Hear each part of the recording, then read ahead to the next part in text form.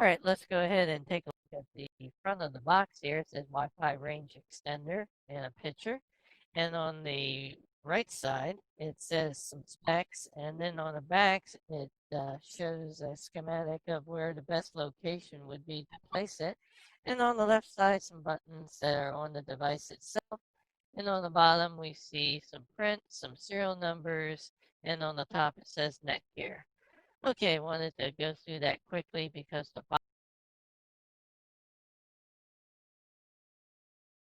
box is not that interesting. Let's go ahead and unbox this with my pocket knife.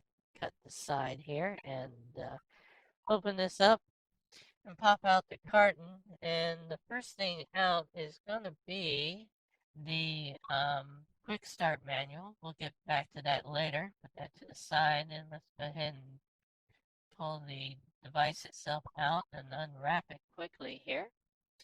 And here's a front look at it in the bottom. And let's just take a look around here on the top. There's lots of vents, and then on the left side, we have a reset, a WPS, and a power button. And then, let's see, not much on that side. On the back, we have some more vents. And then we have some serial numbers, model numbers, and the AC plug. And let me tell you, this is really light and fits right into the palm of my hand. It gives you an idea how small it is. And here it is compared to a Dixie cup. And as you can see with the ruler, it's really not that big at all. So it gives you a better idea what the size of this extender is. Okay, let's go ahead and plug this into an AC wall outlet. And when you first do that, the power light is an amber or reddish color, new extender setup page. And when that happens, we can take a quick look at the extender on the wall. And as you can see, the light on device has now lit up. So we have two green lights now. And let's go back over to the new extender setup page. Now, let me mention real quickly, if you don't get this page automatically being open, you can always manually type it in up top here. Type in www.mywifiext.net, and I'll have that in the video description as well. Once you're on this page, go ahead and click on New Extender Setup. And that takes you to this page where you need to create an account with Netgear. And you can't get by this or past this or skip this. So I'm going to go ahead and do this, and then once you're completed and once I've completed it, we'll click on next, where you're prompted to either use the Netgear Wizard or Genie to complete the setup or do it manually. I highly recommend going ahead and clicking on yes and letting the Genie help you out. Alright, it goes out and scans for available networks in your nearby location, and hopefully it finds yours. It did find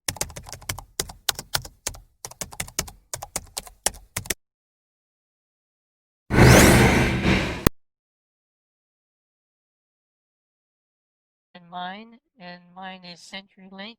I have 5 bars, and I'm going to put a check mark here.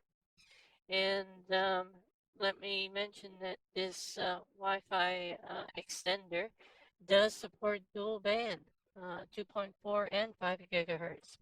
Once you're finished, click on Next. And then in my case, it prompts me to type in my 2.4 gigahertz existing network password. And that's the same Wi-Fi password that I presently connect my laptop and my phone to my Wi-Fi network. And I'm going to type that in. And if you want to see it, you can click on Show Password. Once you're finished, click on Next. And then it comes back and allows you to do something I like very much, and that is to customize your SSID number, or name rather, and we can change the name of the 2.4 gigahertz network on the extender to NIC 2.4 in my case. And also you can keep your existing password, or you can change the password or make it none. And you can do the same on the 5 gigahertz as well. And I'm going to change that to NIC 5, even though I don't have dual band on my network. And you get the 3 prompts that allows you to, change your password if you like. And then click on Next, where it goes out and applies those settings. And once it's completed, it comes back and gives you a summary of what's in the box as far as setup is concerned. And you can read that, and once you're happy with it, put a check mark next to click the continue button after you connect your Wi-Fi devices, and then click on continue. Whereas we get the last page, which says you are not connected to your extender's Wi-Fi network, and you can read through all this information if you like, but at this point, let's go to our computer here and attempt to make a connection by clicking on our Wi-Fi icon. And let's see, we get the list of Wi-Fi networks that are available. And up here, you can see I am presently connected to my CenturyLink. And here is the 2 extenders, the 2.4 and the 5 gigahertz. And I'm going to click on NIC 2.4 and I'm going to uncheck the connect automatically and click on connect. And I'm going to go ahead and type in my existing Wi-Fi password because I did not change that during the setup. If you did change the Wi-Fi password for the extender, be sure to type in a different Wi-Fi password. Alright, I'm going to click on Next, and it verifies and attempts to connect, and it did connect. So I'm now connected to my extender, the NIC 2.4 network, and as you can see, I opened up a browser and it went right to Google. Alright, I am connected to the internet via the NIC 2.4 Wi-Fi extender.